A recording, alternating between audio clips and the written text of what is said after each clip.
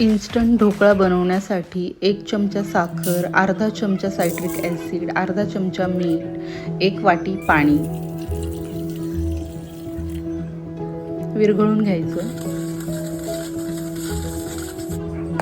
1 वाटी बेसन पीठ फेटायचं.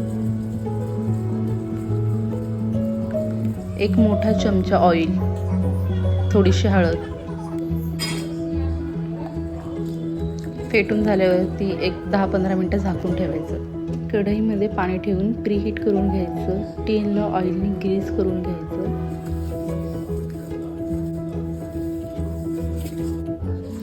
दहा मिनिटानंतर मिश्रणामध्ये अर्धा चमचा सोडा टाकून फेटायचं.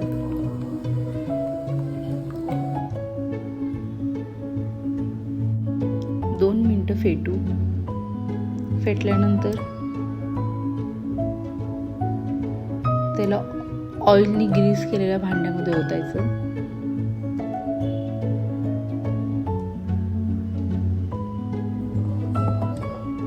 प्रीहीट केलेल्या कढईमध्ये स्टँड ठेवून त्याच्यावरती आपलं टीन ठेवून झाकून ठेवायचं 20 ते 25 मिनिटं.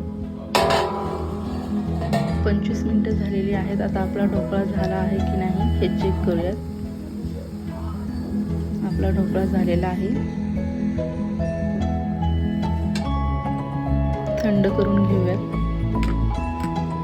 ढोकळा स्पंजी झालेला आहे.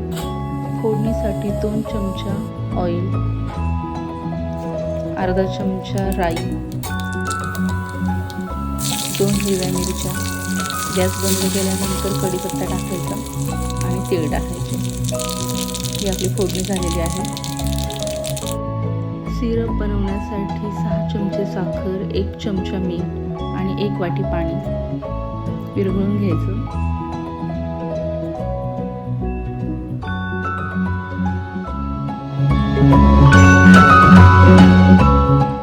ढोकळा गार झालेला आहे.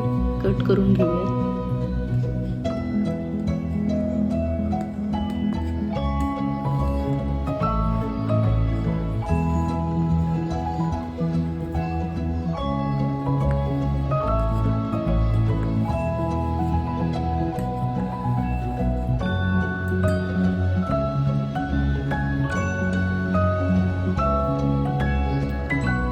बघा ढोकळा असा स्पंजी होणार आहे आपला. सॉफ्ट आणि हलका झालेला आहे.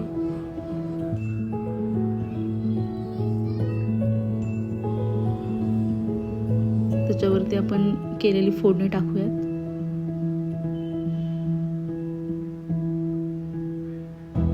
चमच्याने सगळीकडे पसरून घेऊ.